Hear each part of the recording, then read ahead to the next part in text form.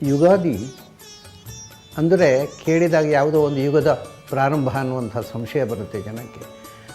ವಸ್ತುತಃ ಯುಗ ಅಂದರೆ ಎರಡು ಅಯನಗಳ ಯುಗ. ಉತ್ತರಾಯಣ ದಕ್ಷಿಣಾಯನ ಎರಡು ಮುಗಿದಾಗ ಮತ್ತೆ ಹೊಸ ವರ್ಷದ ಪ್ರಾರಂಭ. ಯುಗಾದಿ ಅಂದರೆ ವಸ್ತುತಃ ವರ್ಷದ ಆರಂಭ ಅಂತ ಅರ್ಥ. ಆದರೆ ನಮ್ಮಲ್ಲಿ ಈ ವರ್ಷದ ಕಲ್ಪನೆ 4 ಬಗೆ ಇದ್ದಿತ್ತು. ಒಂದು ವತ್ಸರ, ಒಂದು ಸಂವತ್ಸರ. ವಸ್ತುತಃ ಪಂಚ ಸಂವತ್ಸರಮಯ ಅಂತ. ವತ್ಸರ, ಸಂವತ್ಸರ, ಅನುವತ್ಸರ, ಇಡಾವತ್ಸರ, ಪರಿವತ್ಸರ ಅಂತ 5 ಬಗೆಯ ವರ್ಷಗಳ ಕಾನ್ಸೆಪ್ಟ್ ಇತ್ತು ನಮ್ಮ ದೇಶದಲ್ಲಿ ಮೊದಲು.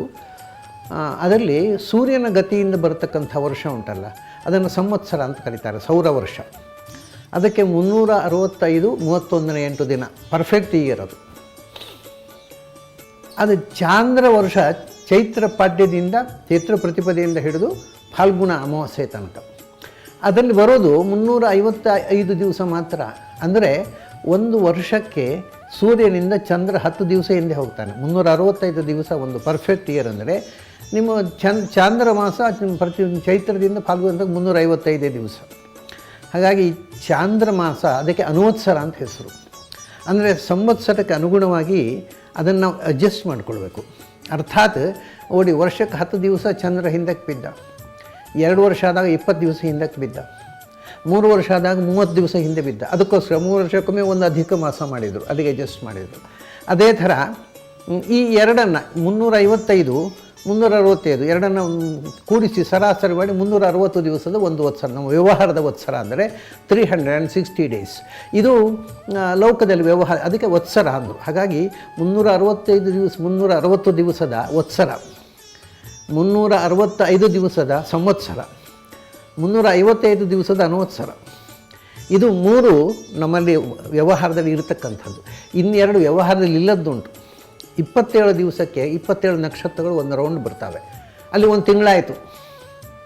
ಅದನ್ನು 324 ದಿವಸಕ್ಕೆ ಒಂದು ವರ್ಷ ಆಗುತ್ತೆ. ಅದಕ್ಕೆ ನಕ್ಷತ್ರ ವರ್ಷ ಅಂತ ಹೇಳ್ತಾರೆ, ಅಥವಾ ಇಡಾವತ್ಸರ ಅಂತ. ಅದು ಈಗ ಎಲ್ಲಿದೆ ಅಂದರೆ ಪುರೋಹಿತರು ಎಲ್ಲೋ ಜನ್ಮ ನಕ್ಷತ್ರ ಹೋಮ ಅಂತ ಹೇಳ್ತಾರೆ. ಆವಾಗ ಜನ್ಮ ನಕ್ಷತ್ರ ತಗೊಂಡು, ಇಲ್ಲದೇ ಇದ್ದರೆ ಆ ನಕ್ಷತ್ರದ ಮಾಸದ ಪರಿಗಣನೆ ಇಲ್ಲ. ಇನ್ನೊಂದು ಬೃಹಸ್ಪತಿ ಒಂದು ರಾಶಿಯಿಂದ ಒಂದು ರಾಶಿ ಗುರು ಹೋಗುವಂಥದ್ದು, ಅದು ಸುಮಾರು 380 390 ದಿವಸ ಆಗುತ್ತೆ. ಅದು ಎರಡು ಚಾಲ್ತಿಯಲ್ಲಿಲ್ಲ. ಈಗ ಚಾಲ್ತಿಯಲ್ಲಿ ಇರೋದು ಮುಖ್ಯವಾಗಿ ಆಚರಣೆಯಲ್ಲಿರೋದು ಒಂದು ಚಾಂದ್ರಮಾನ, ಇನ್ನೊಂದು ಸೌರಮಾನ. ಅಂದರೆ 365 355. ಈ 355ಅನ್ನು 365ಕ್ಕೆ ಅಡ್ಜಸ್ಟ್ ಮಾಡ್ತಕ್ಕಂಥ ಪದ್ಧತಿ ಉಂಟಲ್ಲ, ಅದು ನಮ್ಮಲ್ಲಿ ಮಾತ್ರ ಅಲ್ಲ. ಈಗ ಪಾಶ್ಚಾತ್ಯರಲ್ಲಿ ಕೂಡ ಅವರಿಗೆ 365 ಆಗೋದಕ್ಕೋಸ್ಕರ ಅವ್ರು ಏನು ಮಾಡ್ತಾರೆ ಅಂದರೆ, ಅವರಿಗೆ 365 ದಿವಸ ಉಂಟು ಜನವರಿಯಿಂದ ಡಿಸೆಂಬರ್ 31ಗೆ.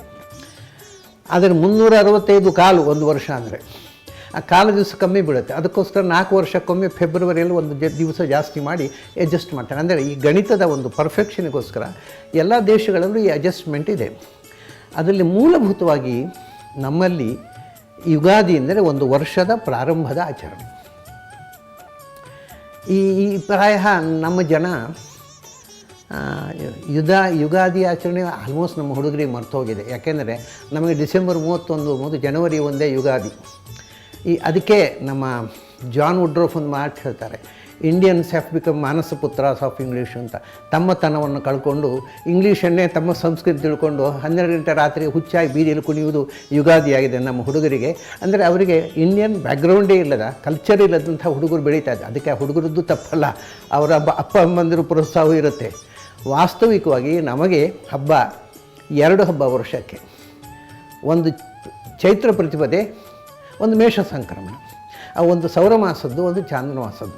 ವಾಸ್ತವಿಕವಾಗಿ ಸೌರರು ಚಾಂದ್ರರು ಅಂತೇನು ವಿಭಾಗ ಇಲ್ಲ. ಯಾಕೆಂದರೆ ಸೌರರಿಗೂ ಚೈತ್ರ ಪ್ರತಿಪದೆ ಒಂದೇ ದಿವಸ, ಚಾಂದ್ರರಿಗೂ ಸೌರರಿಗೂ. ಮೇಷ ಸಂಕ್ರಮಣ ಇಬ್ಬರಿಗೂ ಒಂದೇ. ಆದ್ದರಿಂದ ಈ 2 ಹಬ್ಬವಾಗಿ ಆಚರಿಸ್ಬೋದು ನಿಜವಾಗಿ. ಆದರೆ ಕೆಲವರು ಅದನ್ನು ಆಚರಿಸ್ತಾರೆ, ಕೆಲವರು ಇದನ್ನು ಆಚರಿಸ್ತಾರೆ.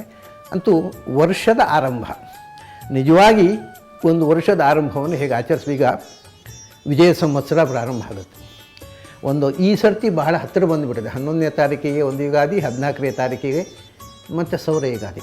ವಿಶೇಷ ಅಂದರೆ ಯಾವಾಗಲೂ ರಾಮನವಮಿ ಕಳೆದ ಮೇಲೆ ಮೇಷ ಸಂಕ್ರಮಣ ಬರೋದು.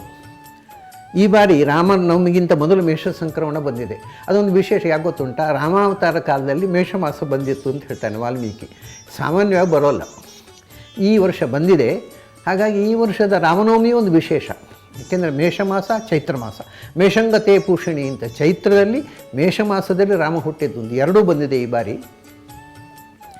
ಅದನ್ನು ಸಂವತ್ಸರ ಬದಲಾವಣೆ ಸಾಮಾನ್ಯವಾಗಿ ಈ ಪ್ರತಿಪದೆ ದಿವಸವೇ ಮಾಡ್ತಾರೆ, ಚೈತ್ರ ಪ್ರತಿಪದೆ. ಇನ್ನು ಕೆಲವರು ಮೇಷ ಸಂಕ್ರಮಣ. ಏನೇ ಇರಲಿ ಸಂವತ್ಸರ ಬದಲಾಗುವುದು ಅಂದರೆ 60 ಸಂವತ್ಸರಗಳು. ಅದರೊಂದು ತಮಾಷೆ ಇದೆ, ನೀವು ಅಬ್ಸರ್ವ್ ಮಾಡಿದರೆ ಸಂವತ್ಸರಗಳಲ್ಲಿ 20 20 20 3 ವಿಭಾಗ ಇದೆ. ಮೊದಲನೇ 20 ಉಂಟಲ್ಲ, ಅದೆಲ್ಲ ಒಳ್ಳೆಯ ಹೆಸರುಗಳು. ಪ್ರಭುವ, ವಿಭುವ, ಶುಕ್ಲ, ಪ್ರಮೋದ, ಆನಂದ, ವಿಜಯ, ಜಯ, ನಂದನ ಇತ್ಯಾದಿ. ಅದರ ನಂತರದ 20 ಉಂಟಲ್ಲ, ಅದು ಸ್ವಲ್ಪ ಮಧ್ಯಮ. ಕೊನೆಗಾಗುವಾಗ ಖರ, ಕ್ಷಯ, ರಕ್ತಾಕ್ಷಿ ಇಂತಹದ್ದು ಅಂದರೆ ಭೀಕರವಾದಂಥ ಹೆಸರುಗಳು ಬರ್ತವೆ.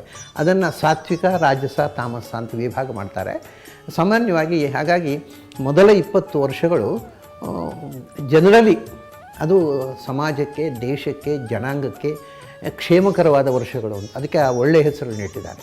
ನಮಗೆ ನಂದನ, ನಾವು ಆಮೇಲೆ ವಿಜಯಕ್ಕೆ ಬರ್ತಾ ಇದ್ದೇವೆ. ವಿಜಯ ಸಂವತ್ಸರದ ಅರ್ಥ ಏನು ಅಂದರೆ ಈ ವರ್ಷದಲ್ಲಿ ಸಾಮಾನ್ಯವಾಗಿ ಪರಾಜಯಕ್ಕಿಂತ ಜಯದ ಮುಖ ಹೆಚ್ಚಿರ್ತದೆ ಅಂತ.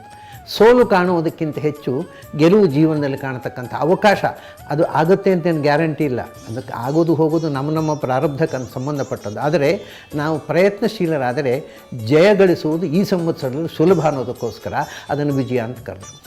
ಸಂವತ್ಸರದ ಪ್ರಾರಂಭ ಅಂದರೆ ಒಂದು ಹೊಸ ವರ್ಷವನ್ನು ಸ್ವಾಗತಿಸುವ ಸಂಭ್ರಮ ನಮ್ಮಲ್ಲಿರಬೇಕು. ಹೇಗೆ ಡಿಸೆಂಬರ್ 31 ರಾತ್ರಿ ಮಧ್ಯರಾತ್ರಿಗೆ ನಾವು ಕುಣಿತೇವಲ್ಲ, ಆ ಕುಣಿತ ಈ ಯುಗಾದಿಗೆ ಬರಬೇಕು ನಾವು ನಿಜವಾದ ಭಾರತೀಯರಾದರೆ.